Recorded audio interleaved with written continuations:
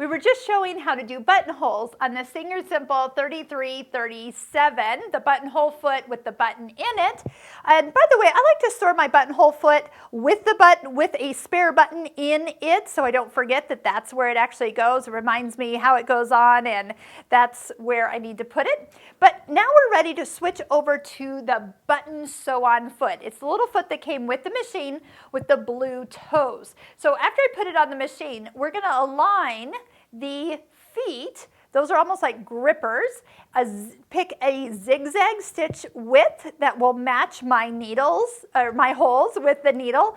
And I'm also going to turn the stitch length to 0. That's very important. And then that way the teeth aren't trying to pull the fabric through while I'm stitching it on. So let's do that first. Stitch length to 0. I'm going to put my tension back to 4 because I had it a little lowered for our prettier buttonhole. Let's turn it to a zigzag. It's going to be one of the larger, kind of middle to larger size, but we'll test it before we actually stitch.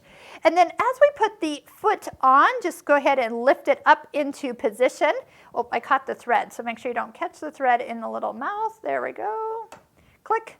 And then I like to sew so this button actually has 4 holes.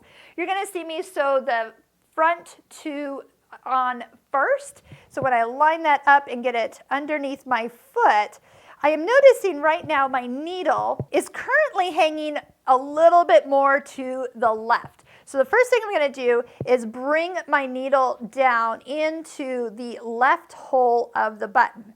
Then I can lower down the presser foot. By hand, turn the hand wheel towards you, and let's check the swing of the zigzag. Now it went, oh, actually, look at that. I didn't think it would make it, but it actually did. So that's why you always test, because it's kind of hard to actually see when that needle's going to go down. So here's what you're going to do. Just go ahead and sew back and forth. You can go 6 or 8 times. Okay, or a few more.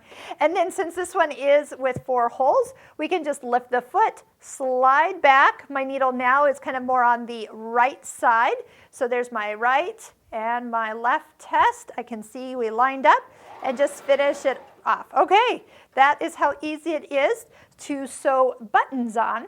Now, since we turned our stitch length to 0, don't forget to turn that back to your normal stitch length. So when you sew a straight stitch, you're not just sewing up and down and not going anywhere.